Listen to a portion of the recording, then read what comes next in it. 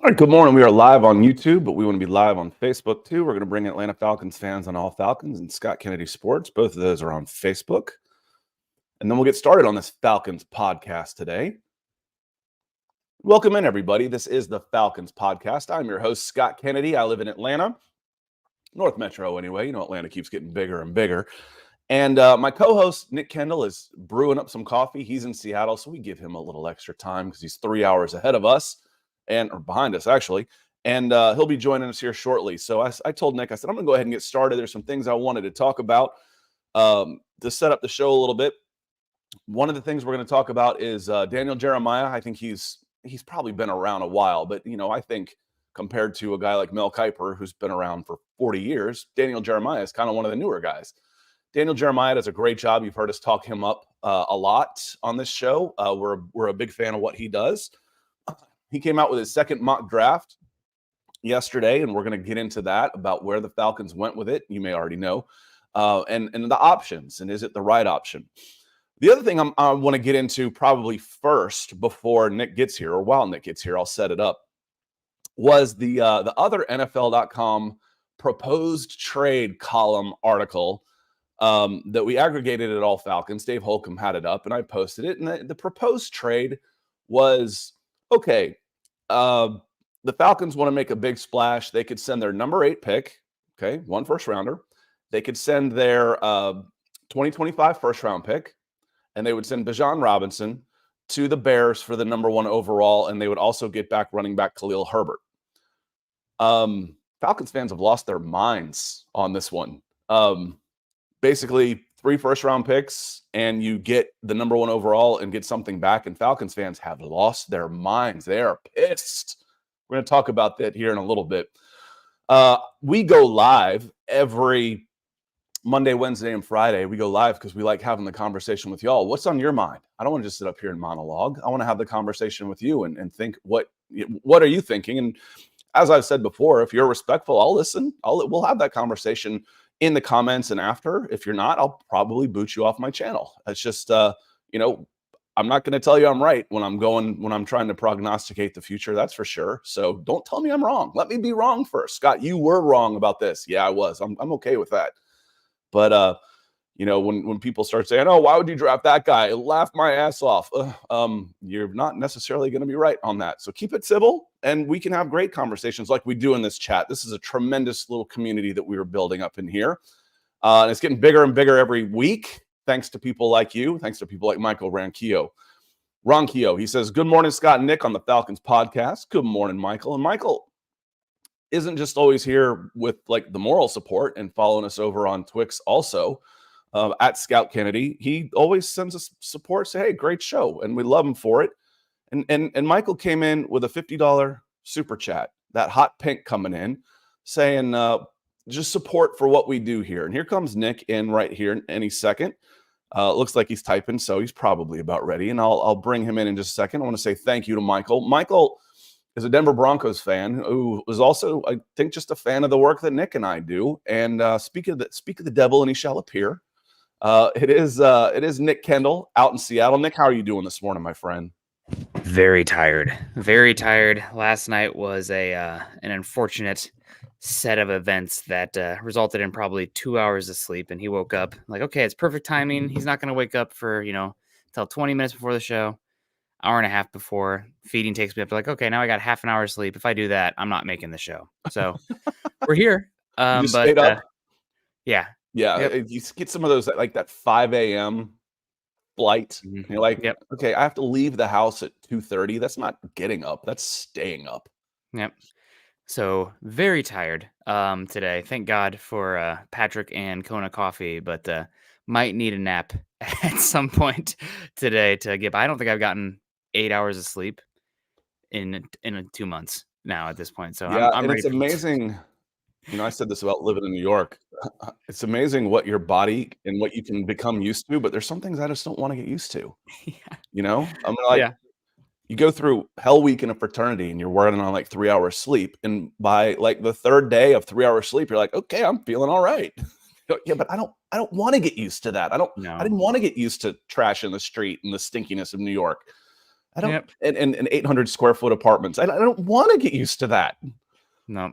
So we're surviving. My friends always say that my superpower is the ability to go with very limited sleep. Because I was friends with a bunch of business majors and the only biochem pre-med around there. So I got They were a little more social than you. A little bit. Had a little bit more time to be social, but I was also in fraternity and remember Hell Week as well. We had that. Independent fraternities. We didn't have much oversight.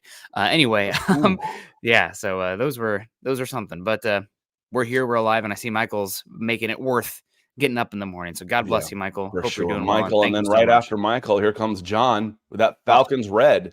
John Harrell coming in with $100 super chat. Guys, this just it literally keeps us going. It makes it so we can do more of this. Keeps our wives off our back a little bit, because we're talking sports while they're working hard and doing all kinds of stuff. I said it beats working for a living. But no, we work hard to try and earn your respect, earn your support. And Michael and John, it shows a lot. And John says John Harrell. John says these Justin Fields rumors are warming up. And part of it yesterday had to do, Nick, with Justin Fields. This is what I think is so funny that it qualifies as news now. Justin Fields unfollowed the Chicago Bears on Instagram yesterday. And I think he'd been following some of the Atlanta Falcons, Drake London. He's an Atlanta kid. Kennesaw anyway. That's Metro Atlanta these days. And that was the big news is Justin Fields has unfollowed the Bears on Instagram. Uh-oh. What's happening here? I mean, it's been discussed since Super Bowl week that, from my understanding and who I speak with, granted, some of it's secondhand still, but it sounds like the Bears have made their decision, and it is a matter of if not when, and all this dragging out is just more leveraging teams against each other and assessing the Fields market, and it's going to go from a murmur to a loud mumbling at coming up with the combine next week, where you talk about so many deals are made after hours, especially in Indy. So the rumors, I would say, they're more than warming up. Justin Fields is not going to be a Bear. Now, is he going to be in Atlanta? I don't know about that. We don't know what Zach Robinson wants, right? All we can go off of is what the Rams had, and they were much more, pocket oriented passer. We saw Goff, we saw McVay. Fields is not that guy. He's much more of a Shane Steichen kind of quarterback, RPOs, shotgun, quarterback runs, the Jalen Hurts style of quarterback, if you will. So, all right, here's a question I have. We saw Zach Robinson based on what they can do now. Zach Robinson, if I'm not mistaken, I think of him as a fairly mobile quarterback when he was in college. I do not remember. Oklahoma State? I just, for some reason, I don't remember watching him too much. But my point is, who's he had at quarterback? He's had pocket guys. Yes. So exactly it. Yeah. You don't know exactly. Okay, with Matthew Stafford, who's got one of the best arms in the history of this game, you got what you got. You're going to take advantage of his ability. You're going to try and protect him, and you're going to try and give him weapons, which is what you do with every quarterback. But you know what I mean. You're going to try and get move him around within the pocket, maybe some waggles here and there. But it's a Sean McVay offense for sure. Sean McVay was an option quarterback at Marist High School. He ran the triple option. So again, I trust these guys to be able to adapt based on the personnel that they have. It's not. I think the system stuff gets overblown just a little bit. It's like, well, we can't run this with this guy. Yeah, we can. Well, they're smart guys. They can adapt. They can draw up other plays or copy plays from other people that are working. So I think it's possible. And yes, John, I think the Justin Fields rumors are heating up. And to get to Greg here, who's coming in here with the green, he says, "Good morning, Scott. Do you honestly think there are any truth or fluidity to the Fields rumors, or do you both think they are?" Yeah, I think there's some validity to Justin Fields being an Atlanta Falcon next year. Now, I still think the Bears have the number one choice. But if it's a trade, the Falcons can outbid the Bears. Their first pick's ahead of their You're mixing up a team here. He's going from the Bears. I'm from the Bears, the Steelers. I'm getting my colors, mixed up. Steelers. I think the Steelers, that's why you didn't look at me funny when I said they have the number one pick. Because the Bears do have the number one pick. I think the Steelers have the number one pick of basically the available quarterbacks. But the Falcons can outbid the Steelers in a trade. Now, how much would they be willing to go? The Falcons aren't going to give up number 8. Good God, Scott, the Steelers could give up a 20-something. That's not as bad. The Falcons aren't going to give up a number 1 for Justin Fields. They'd be silly to do that. But their 2 is higher than their 2. Their 1 is higher than their 1. So unless the Steelers want to go with a number 1, I think the Falcons could outbid the Steelers for Justin Fields. Yeah, I don't have any doubt about that. I'm also curious about, we have not discussed them as much, but Raiders also, I mean, right now their starting quarterback is Aiden O'Connell. They're sitting there kind of in no man's land at 13 overall. And they also brought in Champ Kelly to be, I'm not sure if I can't remember if he's a straight up general manager or if he is the assistant general manager, but he's with the Bears for a while. He was part of that team that drafted Justin Fields there in Chicago. And now he's going to be in Vegas. So he knows there's got to be a relationship there, at least some familiarity. So I think the Raiders are a team that we haven't talked about as much, but given where they're at, I think that's one that I'm curious about the fit. The Raiders have all of their own picks, 1 through 5, and that's at 13, 44, 77, 113, and 147. So they've got their 5 picks in the top 150. And the Falcons still have that extra pick. So they've got 8, 43, 74, and 79. If you take a second, a third, take your second and a third from the Calvin Ridley trade. If it ends up still being a third, I think that might be able to trump it. But basically, I think the Falcons are in a good shape if they decide to make a trade that they can outbid somebody. Now, if that's the direction they want to go. Now, you don't want to overspend. Now, Nick, the NFL.com, before we get into the Daniel Jeremiah trade, I want to get your reaction to this. NFL.com, and I don't remember which the writer it was, but we aggregated it over on All Falcons and discussed the merits of it. They proposed a trade. They said the Falcons really want to make a splash. They should trade up with the Bears for the number 1 pick, sending them 8, sending them 2025 number 1, and sending them Bijan Robinson, and they get back the number 1 overall and the rights to draft the number 1 quarterback and Khalil Herbert, the running back, in return. What would your reaction be to that trade? Giggity. That would be that's. I think you're probably going to cost more than that to get up to number 1. I think their rumors are that for the Reds, oh my gosh, I almost got in trouble there. For the Commanders, it would have cost an unprecedented deal to move up from 2 to 1. So for the Falcons to move up, you're probably talking about multiple players going with, and all 3 of your next first round picks, probably 3 day 2 picks this season as well. I think that it's going to be too costly for it to be worth it, because the Bears, it sounds like the Bears pretty much have their minds made up unless they get a offer that is unheard of in the history of the NFL. And what's funny, Nick, is I said this when I posted it. This is what NFL.com is saying, this proposed. This is from NFL.com. Falcons fans have lost their minds. They're so pissed that it's even being considered. They're angry, Nick. Angry. That would be the stupidest trade. What Bears fan wrote this up? And I kind of laugh at it. I'm like, listen, you might not want to do that trade, but it's the Bears that would turn it down. Mm-hmm. That's not enough. Not close. That's not enough for what, and the thing is, it's like, well, why would you trade all that for a player who's not proven? Because that's how it works. So it was who'd they trade? There's Nick. I just was texting with my buddy this morning. Last year, the Bears got DJ Moore, 2 first-round picks, and 2 second-round picks for Bryce Young. That's a better package than what this trade proposal is. A much better package than what this trade proposal is.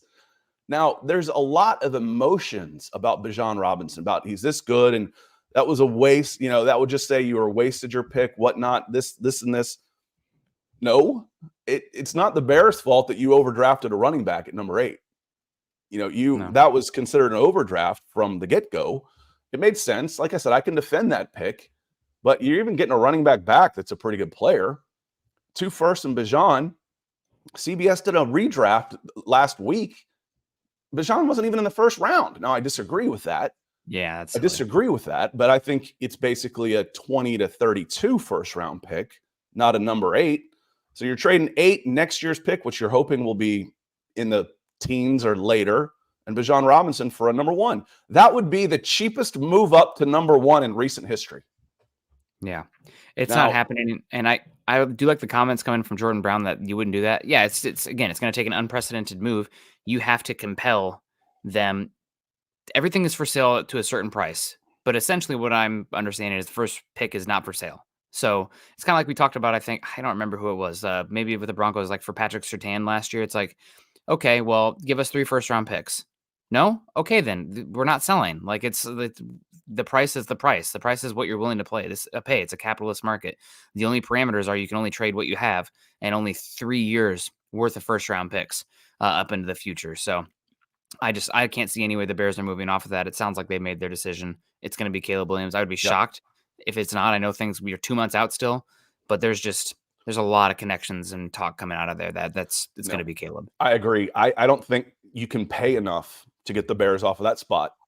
But if you were making that move, it would cost you more than what that trade proposal was. Now, I'm not advocating that you make it by any stretch of the imagination.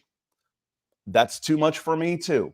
Yeah. The uncertainty scares the hell out of me about prospects. I get it. But if you decided you were going to move up, you're in love with this is our guy, I'm a new coach, this is what we're going to restart Falcons football with a number 1 quarterback, that's not enough to move up. The last 2 big picks, trade ups in the first round, have been more than that.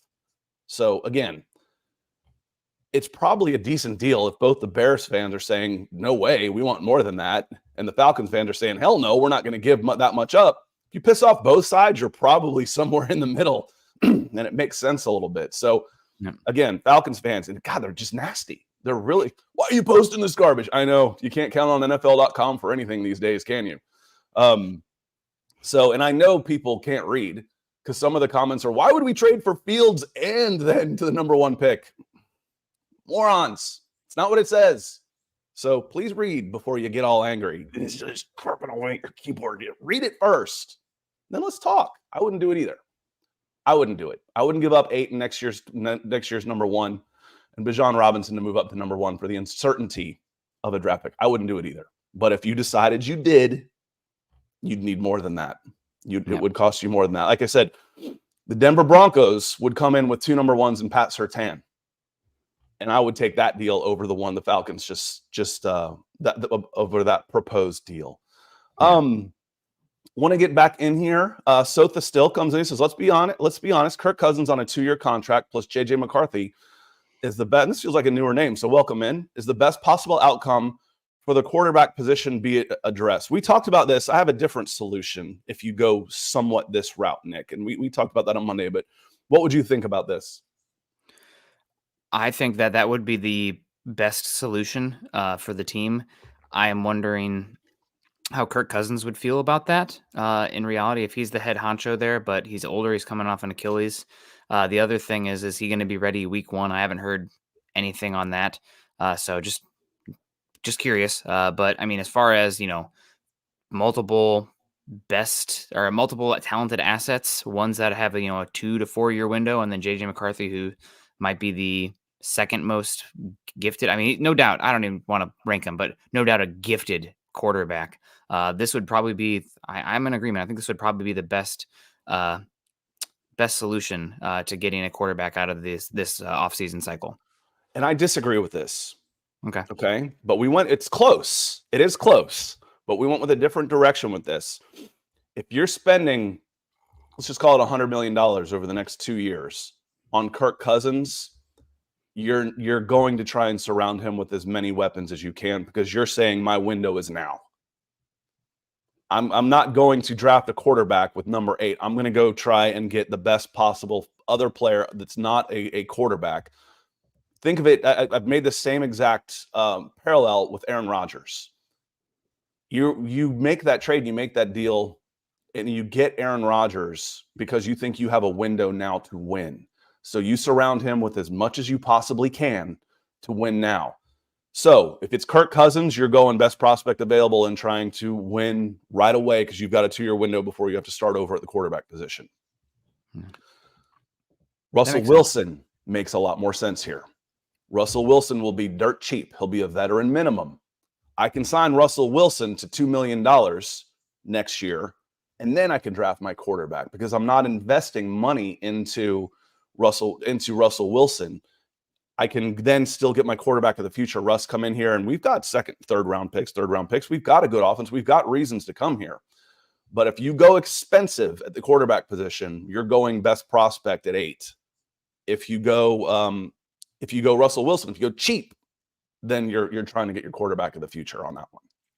The thing about Russell Wilson, again, it's cheap, but I think it's the same conversation as with Justin Fields.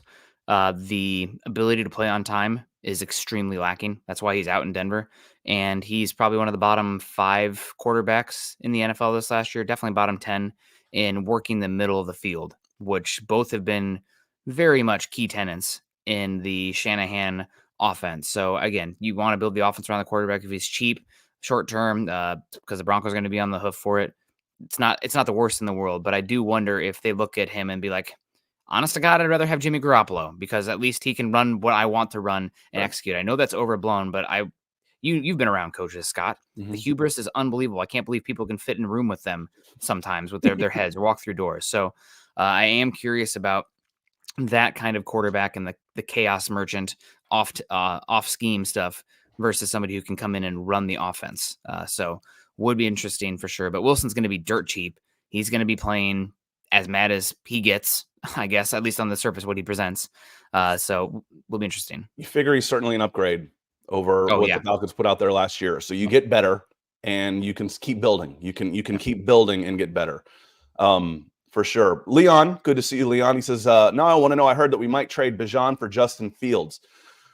Leon, I think this is all part of the confusion of that NFL.com article because it starts off by saying it makes more sense for the Falcons to trade for Justin Fields, but if they want to make a splash, they make a different trade with the Bears. And it included Bijan Robinson and 2 first-round picks. That was what we were talking about earlier. Mm-hmm. Because I'm looking through my comments on here, and there's people saying, why would we give up all that for Justin Fields? I'm like, guys, that's not what it says. I'm reading it like 3 times. What are you talking about? So I think that was just the confusion. People reading, they can't even get to the end of a tweet anymore, Leon, let alone a 500-word article. So I think that's what that was about. Bijan Robinson for Justin Fields is asinine. That's not ever, ever, ever, ever, ever going to happen. Stacy, good to see you. He says, good morning, Scott and Nick. How are y'all today? Doing all right. I had another one of my old man moments. For those of you over 50, I had my second shingles vaccine yesterday. Holy hell. How bad can shingles be if the vaccine, good God, I felt like my whole body had been sandpapered last night. I've heard that is one of the worst vaccines in terms of the reactogenicity. So God bless. Hopefully you're feeling better. Hopefully it was short term. It is. It's not bad. It's basically one night it starts hitting. But the first time I did it, I went on a bicycle ride. I got my vaccine and I went on a bicycle ride, which gives you kind of saddle sores anyway. So your skin's a little sensitive. It was cold, wind blown, and all that stuff. And then by like 5 o'clock that night, I'm like, oh my God, I'm about to die. I'm about to get the flu so bad. I'm like, oh yeah, I got that vaccine. Mm-hmm. So it hit me last night about 7:30 before we did building the Broncos. And I'm just sitting there squirming in my chair. I'm like, would you guys get off already? I could tell I thought maybe it was the bathroom calling for you there at the end. I'm like, oh God, I'm hurting so bad. I want to lay down with soft sheets. So, but doing good. Jacob Kunz, that feels like a newer name to the super chat. Mm-hmm. Thank you, my friend. He says, good morning. I usually listen on Spotify. Glad to catch one live. Well, we're glad to have you here. Appreciate you checking on Spotify. Our numbers are going up on Spotify and Apple Pods as well because of people like you. So make sure you give us a review. Thank you very much. He says, what are the chances the Falcons trade for Justin Fields and still draft a quarterback? I think at 8, I think pretty slim. Yeah, I think slim and none is what those chances are. And I think there was actually someone in here that asked that question about that. It's like it may have been, it was earlier. It says, I heard we could get Justin Fields and McCarthy. I don't see that happening. I think I just don't. I think if you get Justin Fields, you want to give him every chance possible to succeed. And My hedge isn't with a draft pick on that, Nick. My hedge is I'm not picking up his fifth-year option. That's my hedge on him not succeeding. I'm going to say, okay, in our last mock draft, I think we got a wide receiver at 8. I think we got a Dunze at 8. That makes sense. I bring in Justin Fields and a Dunze.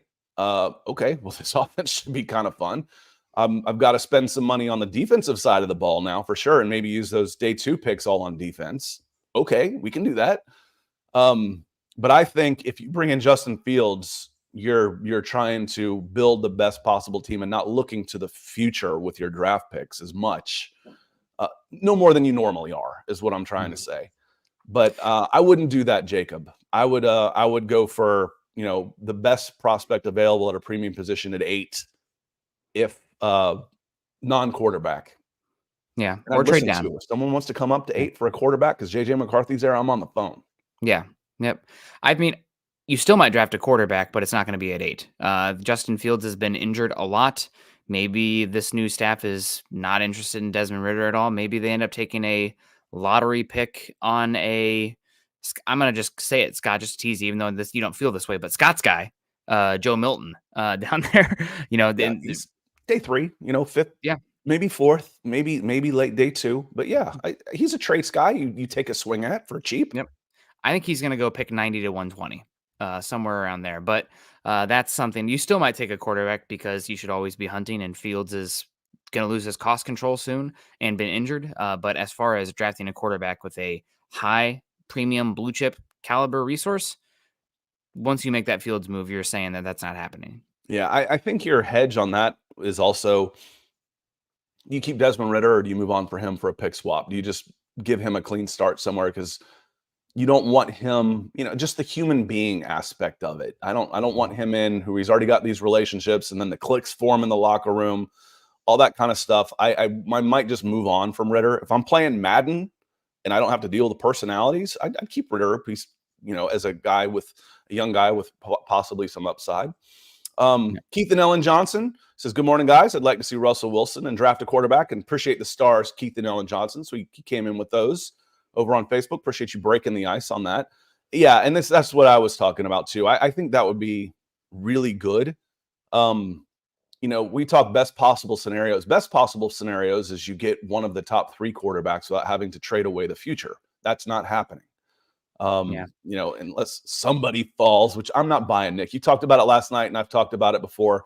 Why is Drake May falling? Man, nobody's falling. You asked that question when Drake May is sitting at 7 on draft night. Until then, it's all BS. I know how you feel about that, Scott, and I've been agreeing with you for the most part, but I'm going to push back a little bit just because I go back and watch the tape, and I did some work on him yesterday. It's confirmation bias, brother. It is confirmation bias, but I think that watching my eyes, and I've been wrong on quarterbacks before, God knows, but you're always trying to learn. I don't think it's a slam dunk that quarterbacks go 1, 2, 3 because I worry about Jaden Daniels. Drake May and Caleb Williams, prototype, big arm, athletes, frames, multiple seasons of production, young, tick after tick after tick on the box. The most touchdowns Jaden Daniels ever had before last year was 17 passing touchdowns in a season. I think he's probably got the worst arm talent of these top guys. He can throw the deep ball, but I almost think it's more Neighbors and Thomas doing things than the velocity from Daniels and how he runs. I've heard people call him Bugs Bunny. It's like cartoonish because he takes these unlandish hits from that skinny frame. So I think there's a real reality out there where the Patriots love Caleb Williams and love Drake May, but they're like, Jaden Daniels, not for me. I'm going to take Marvin Harrison Jr. there. So I really want to like Jaden Daniels, and I've been biased and wrong before, but I just wonder I don't know if he's actually toolsy enough in the passing department with the age, with the frame, that he's an undoubted 1, 2, 3. And the Patriots might just sit there and say, I'm going to take the best player in the draft, Hall of Fame potential at a premium position rather than trade down. That's how I'm feeling. I could be way wrong. We'll see. No, that's different. Okay. I was speaking of Drake May.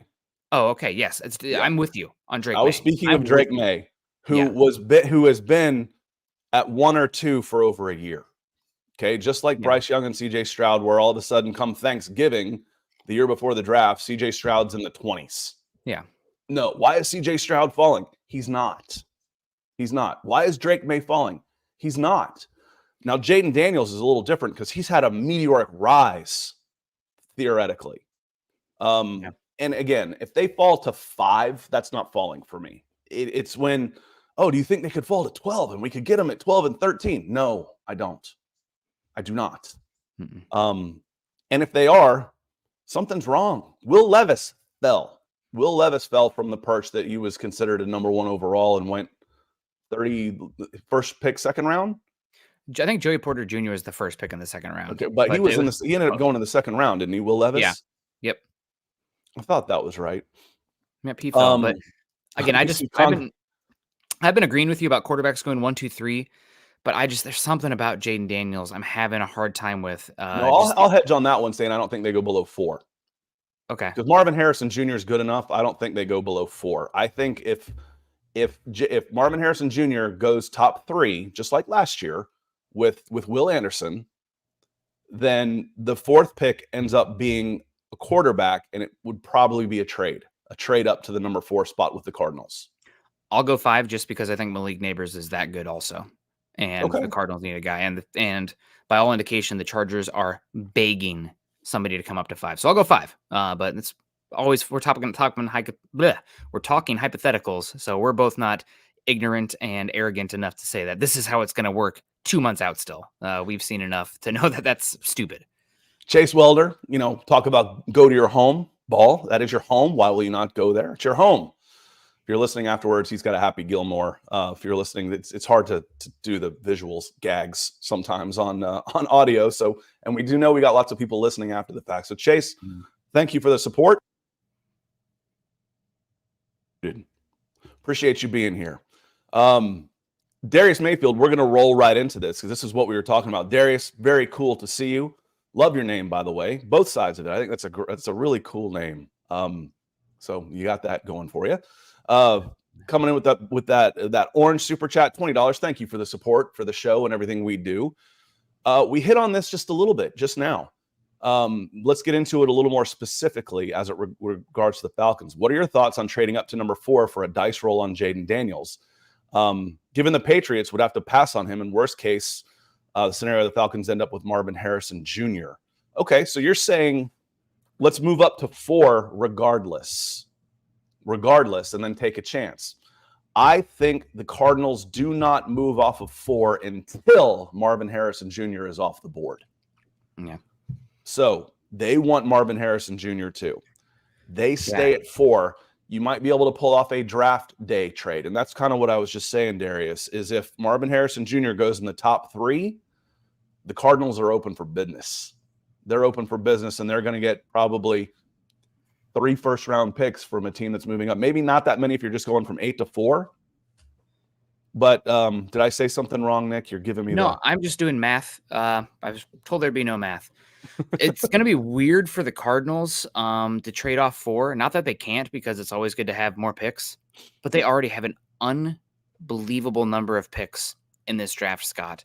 They have 7 picks in the top 105 of this class, and that's before comp picks. I don't know how that'll play out, but they have 7 picks in the top 105. They have 13 picks overall. So there comes a point where you have... Thanks to the Will Anderson trade, right? Thanks to the Will Anderson. I think another trade is well in there. But yeah, the Will Anderson trade is a big one for them there, moving from 3 to 6. So they already have so many picks. Obviously you can get more, and maybe they start to kick some of that into the future as well. But it's going to be... there's like a point where it's like almost too many picks to roster, right? And like too many rookie contracts hitting at the same time.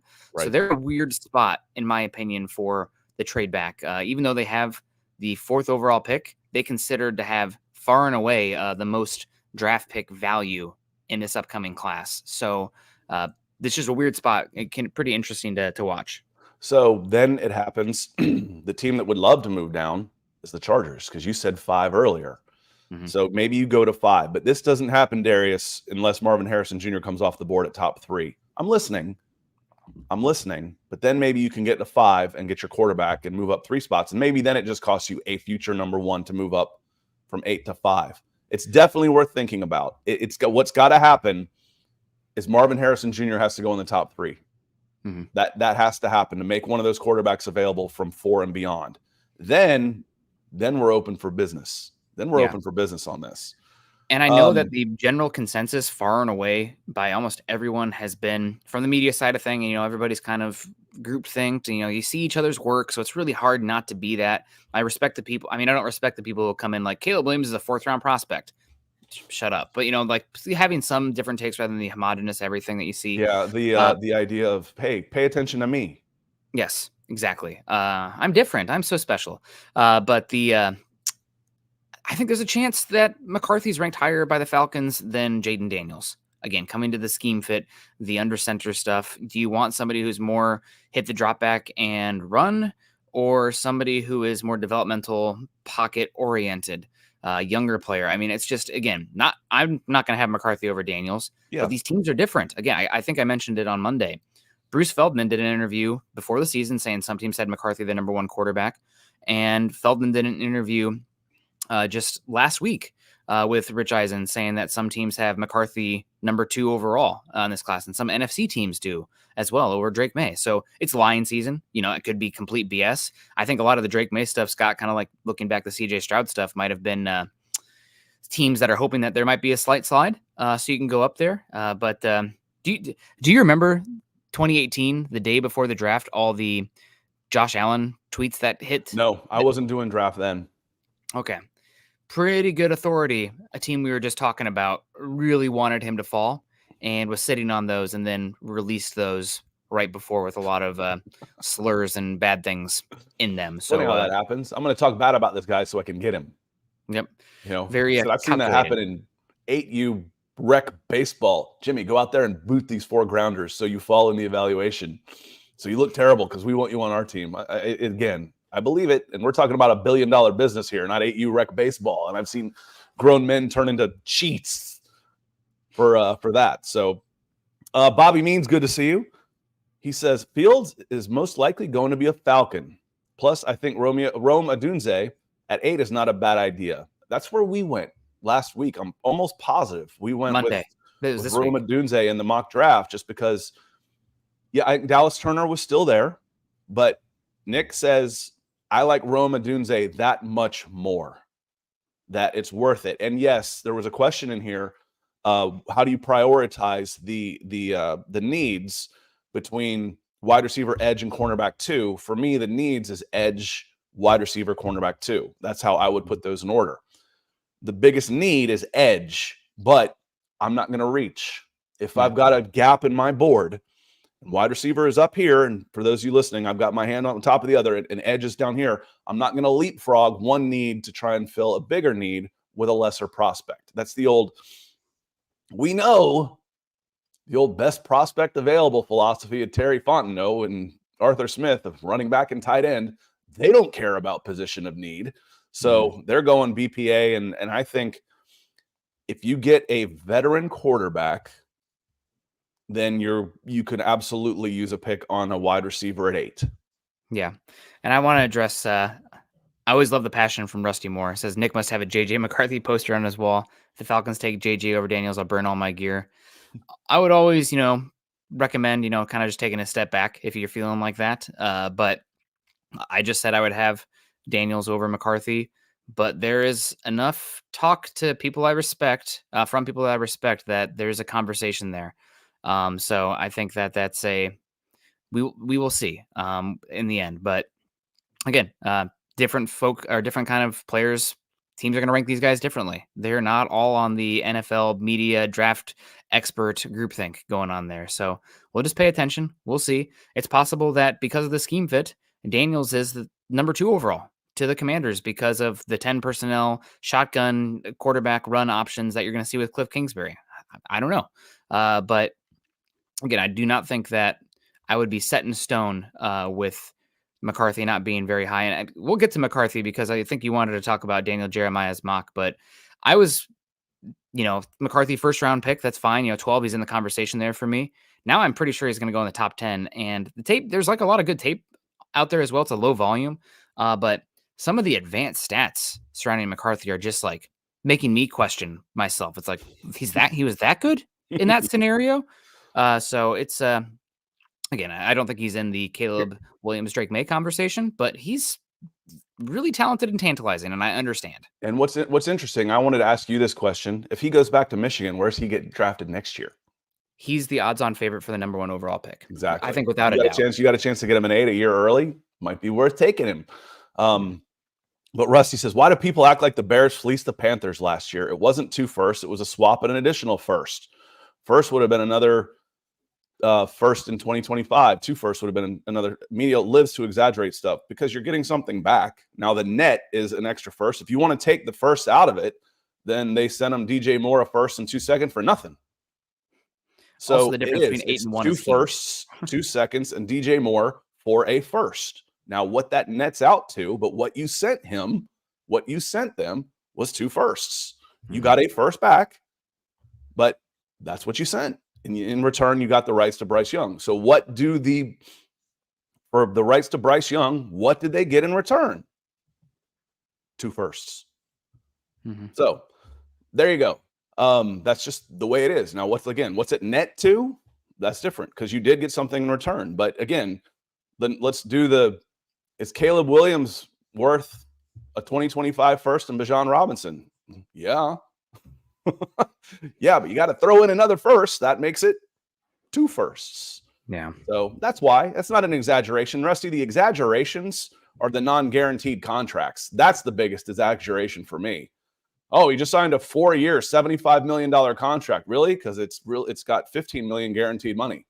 That's a 1-year deal for $15 million with 3 years of club options. That's the big exaggeration that gets on my nerves, is the total number in there that the media likes to blow up.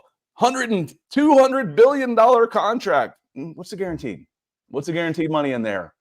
I'll take what he should be making a year, divide it into the guaranteed, and that's how long it is. He should be making 25 and he's got $50 million guaranteed money. It's a 2-year deal worth $50 million. Yeah. Want to catch up on here. Y'all are killing it on the super chat today. Certainly appreciate it, y'all. Sotha still coming in again. He says, I want Mike Gesicki at wide receiver 2. He's not physical enough to stay at tight end, but he's big and fast and fluid with great hands and feet. I'd love him to drop down to 230 and can be a monster across from Drake. I want something a little different. Unless it's Mike Evans, I want a slot guy, really. You play Kyle Pitts out wide enough. You got Drake London. I want a different skill set in there. I feel like, if we put Mac Hollins at tight end, would he have good? Would he be any good there as a receiver? I want a little more quickness, a little more suddenness instead of a wide receiver coming down to tight end. Sotha still. That's where my thought process is on that right now. I almost wonder how much, Kyle Pitts is kind of already in that mold.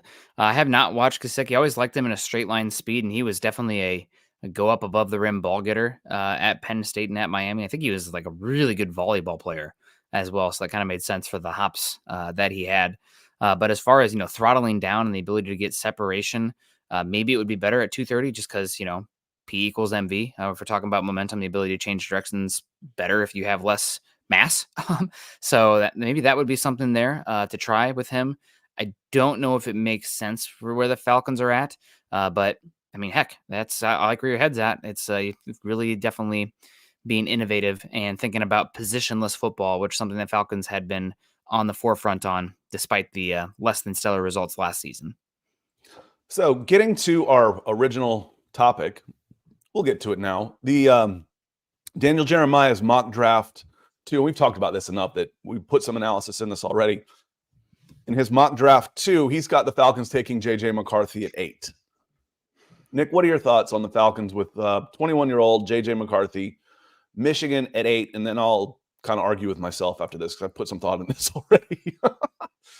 I think if he falls to 8 and you have any sort of conviction about him, you should be excited about it and taking him. There's always going to be risk, but taking a quarterback without having to trade up while still having all your other assets, I think is a worthwhile move in the end. So McCarthy's very intriguing. He's lost like 1 game in the last 2 seasons at Michigan. That I guess we'll call it a stinker of a game versus the TCU Horned Frogs. But he's been really good. He's been running a NFL style offense. I think that's NFL style. What does that even mean, Nick?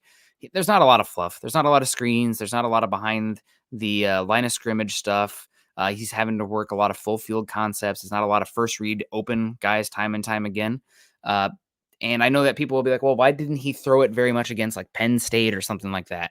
I want some go back and watch the Penn State game holistically. And I remember watching that game live, and it took, somebody tweeting it. I'm like, oh yeah, gosh, I even have tweets about that. There's a edge rusher who's going to go in the first round on Penn State named Chop Robinson, who the first 2 drives of the game absolutely obliterated the Michigan right tackle to the point where Michigan, without Harbaugh, who was suspended, Sharon Moore was there, said, you know what?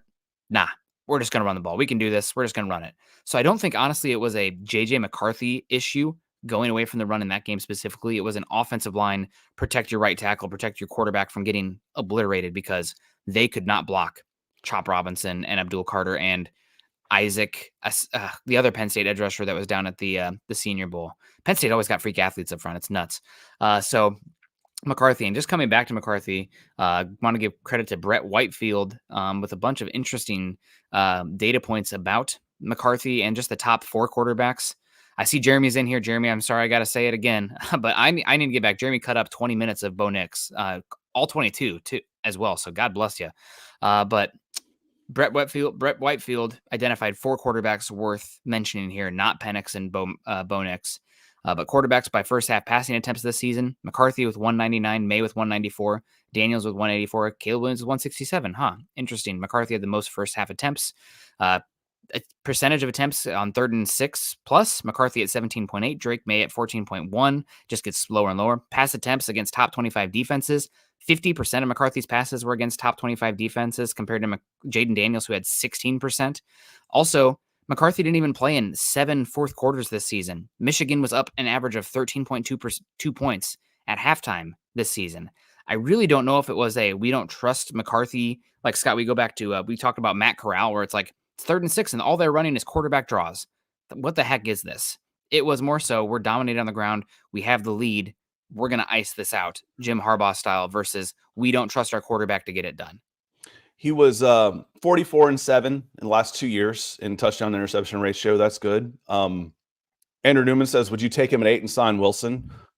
Yes, I'd be perfectly happy with that. In fact, that starts to look like one of my best scenarios is Russell Wilson and a quarterback. Yep. And we've talked about that before. Some people say, I don't want Russell Wilson because of this, and this. I'm like, no, it's not Russell Wilson. It's Russell Wilson and. Yep.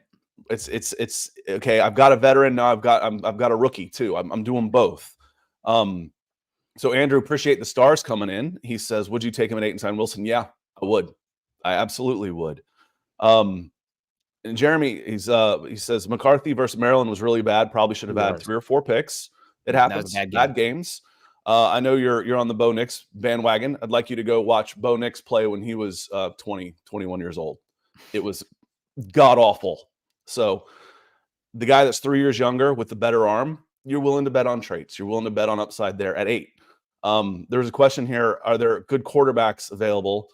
Are there good quarterbacks available later? Yeah, Bo Nix is one of those guys. I think Bo Nix in the 2nd round makes a lot of sense. I think Michael Penix on day 2 makes a lot of sense. Mm-hmm. I don't want Michael Pratt. That's not my guy.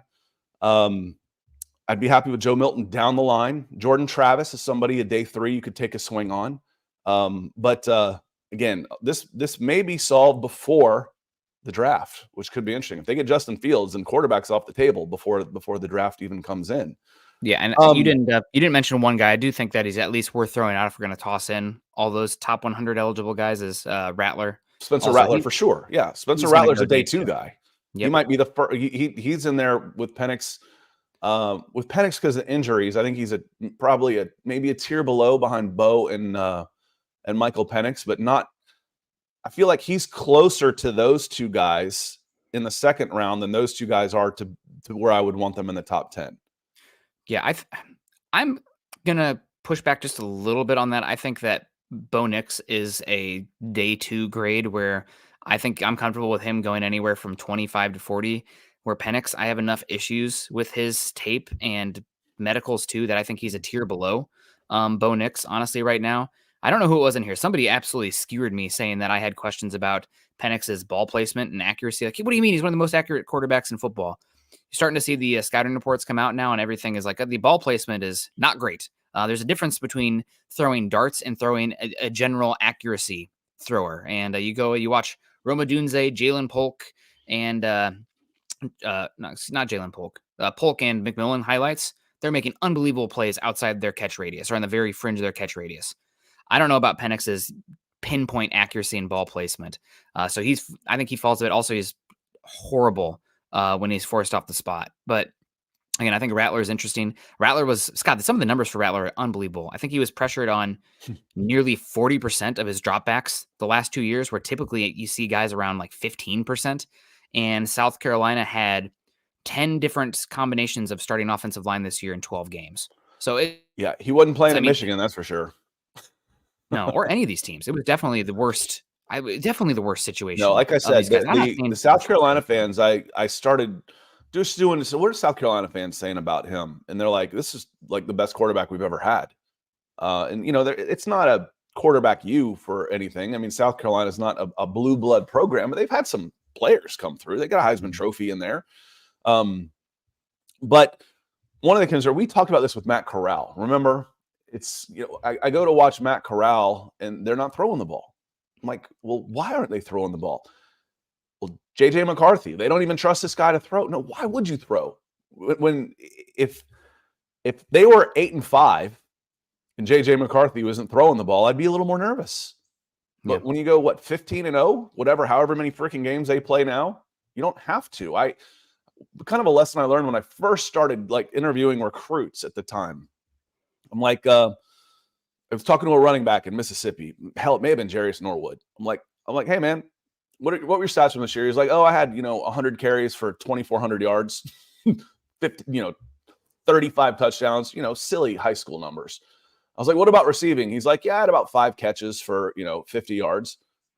And I was like, and then it hit me. I'm like, why would I throw it to him when I can just turn around and hand it to him and he's averaging 25 yards a game? Matt Corral bothered me because Ole Miss wasn't that good, relatively speaking, and they still weren't throwing the ball.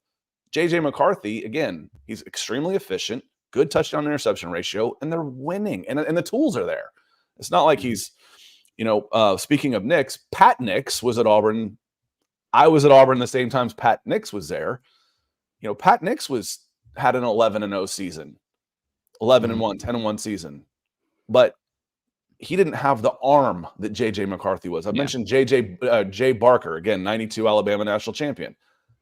They were 12-0, 13-0 when they won the thing, but he didn't have the arm. Yeah. J.J. McCarthy does. He's got the tools.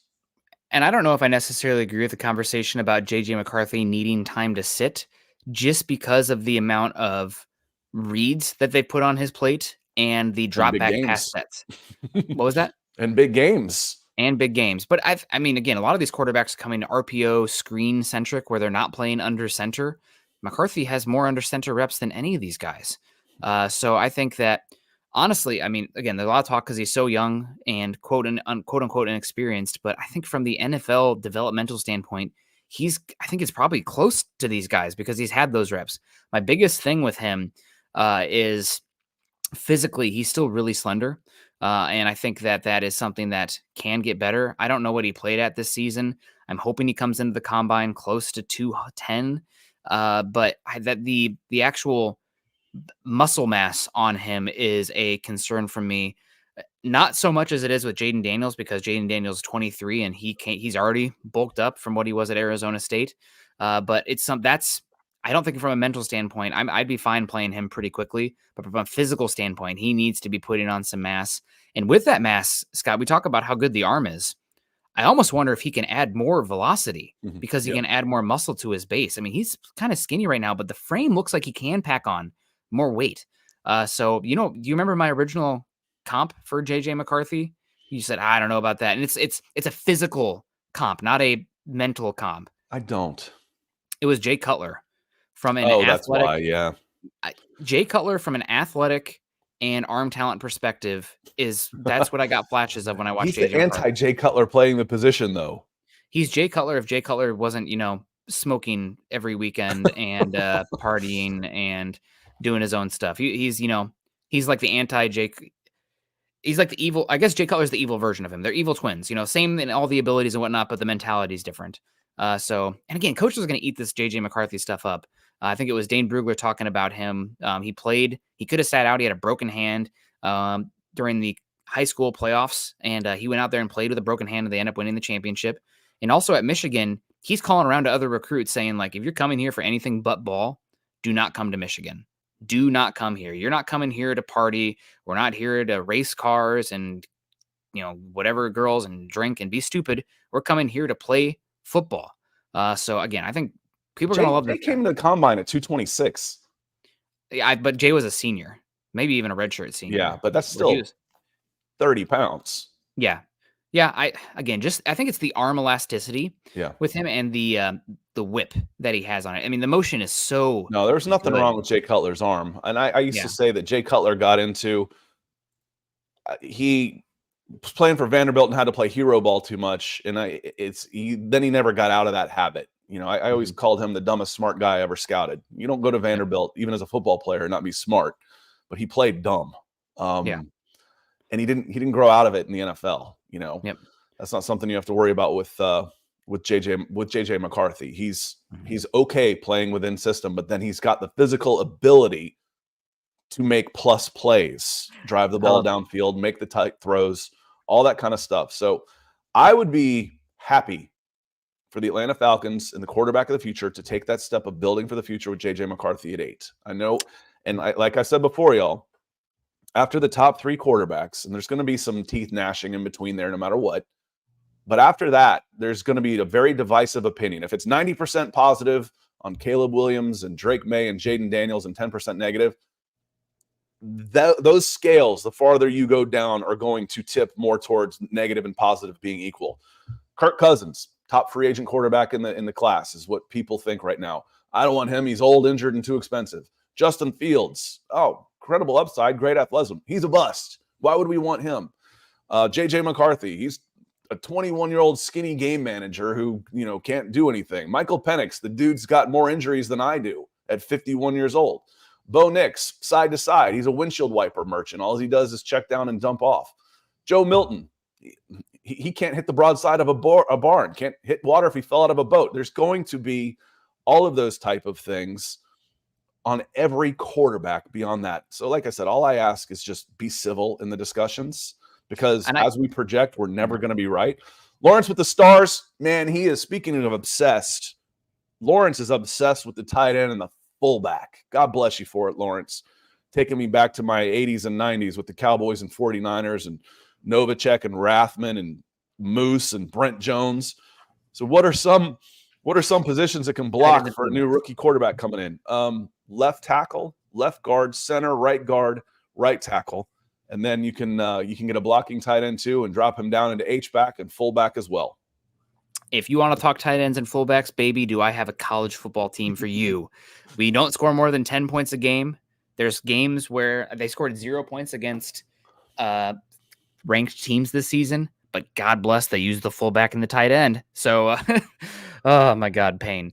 No, it's talking about blocking for new quarter. It's a really good tackle class.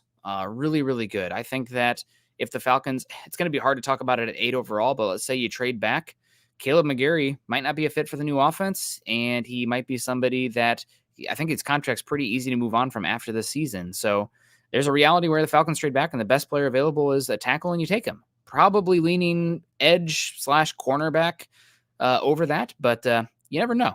So that's definitely an interesting one. And Rusty, I love you. I just we don't see McCarthy the same, and that's okay. I think there's still a lot of risk with McCarthy overall, just because of the youth and because of the volume of pass attempts are still not high. But we saw last year. I mean, we're a year ago, Scott. A year ago, right now, pre-combine. Where was Anthony Richardson going? At the combine? Like where in the draft before the combine was the Richardson? He was sneaking into the top 15.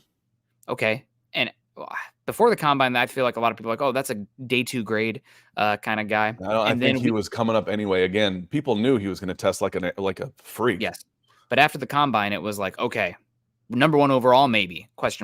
He was my number 1 quarterback. Stroud was really good this year, but the best comp I can have for Richardson is Cam Newton, just for the size, athleticism, arm talent. But yeah, I think we'll as come out far of as the the combine. tools, he is Cam Newton. Cam Newton was a better passer coming out by far, Yes. by far. Yep. I But agree. Richardson 2 years older. played really well for Steichen. Yep. He's man, I love Richardson. But I think God, somebody in here last year was skewering me for Richardson love too. I think it was Ryan Adonis. Yeah. Well, we've got an incomplete on that too. And like I said, if you feel adamant about one of these quarterbacks, that's fine. Keep the receipts and we'll talk about it. Like I said, Rusty, I'm not going to tell you you're wrong. That's for sure. You might not be wrong. JJ McCarthy could be terrible. I'm not going to tell you you're wrong. That's why I say all the time, at least let me be wrong before you call me wrong. When we're predicting the future, we're not wrong. Not yet. But we will be wrong. I promise you. It's an absolute certainty we're going to be wrong.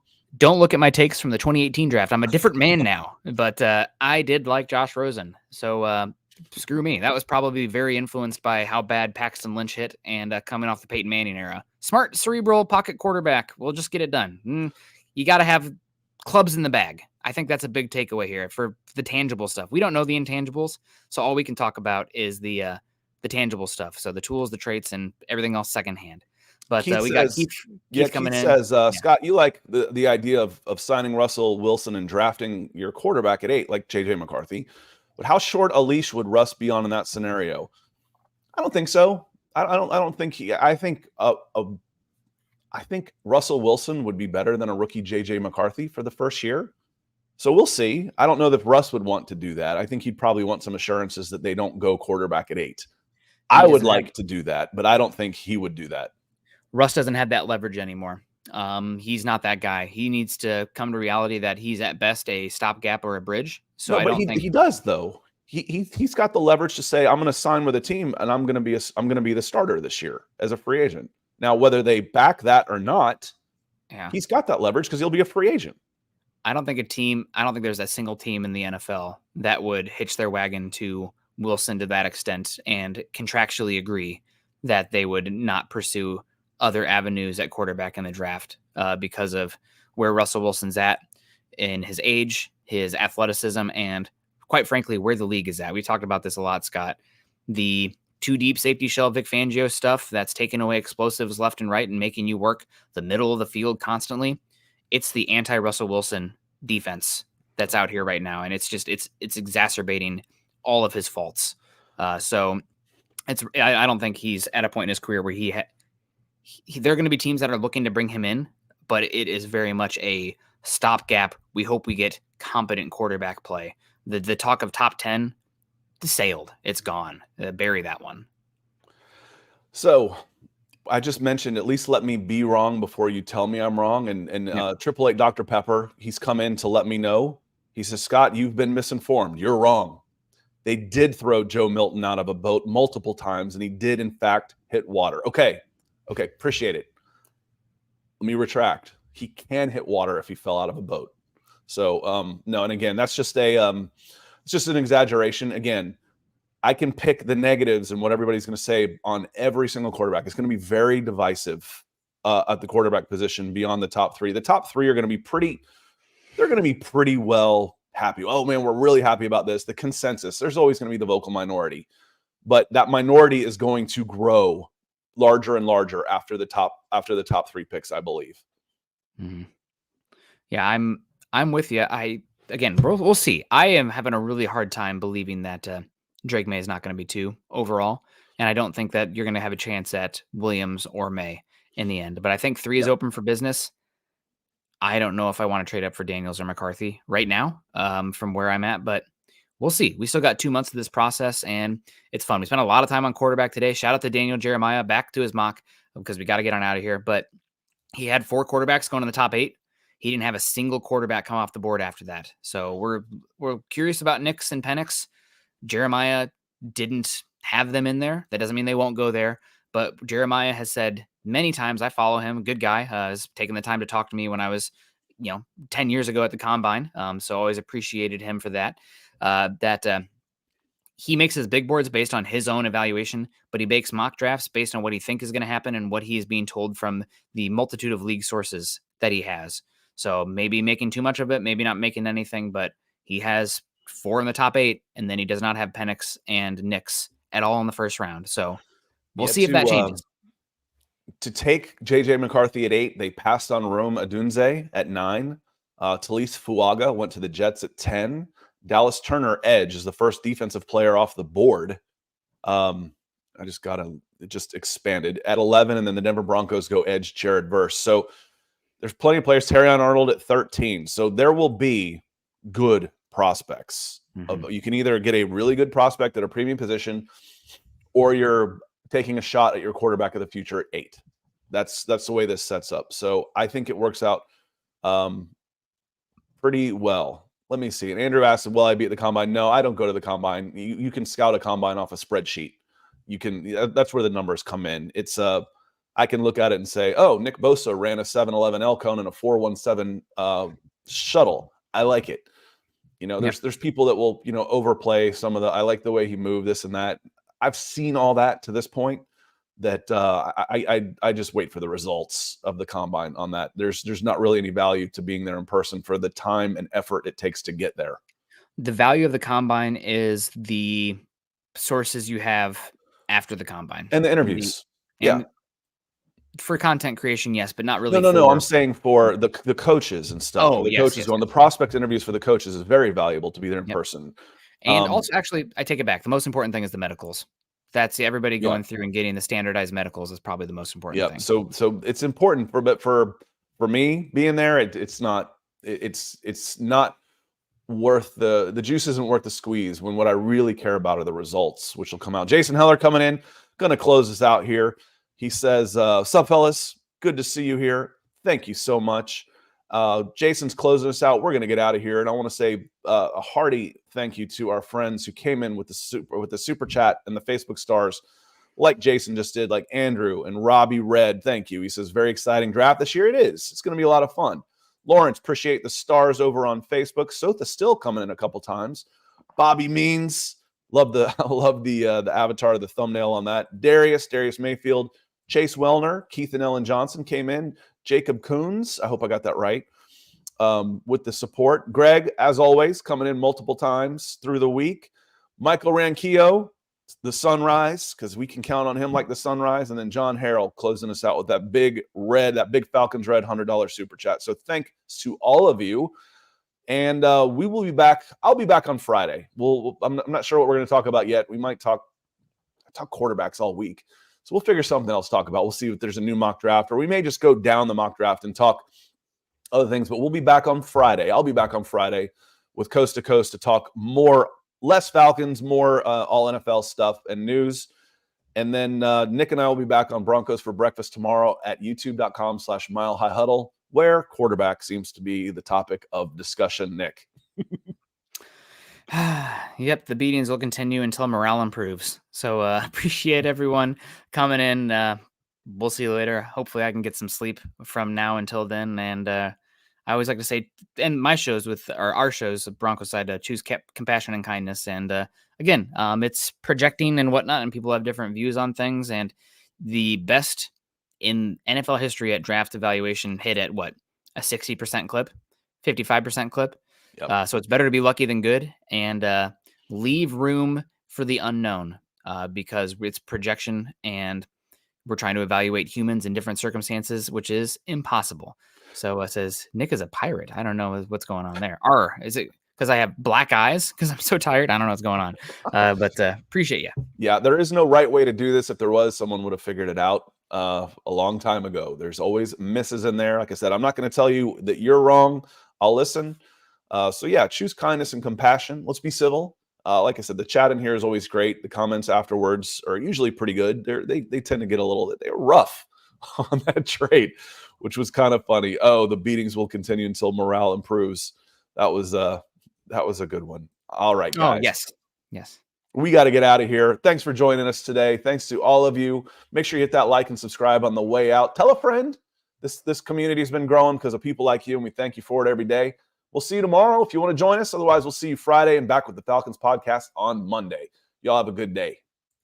Yeah. Appreciate you.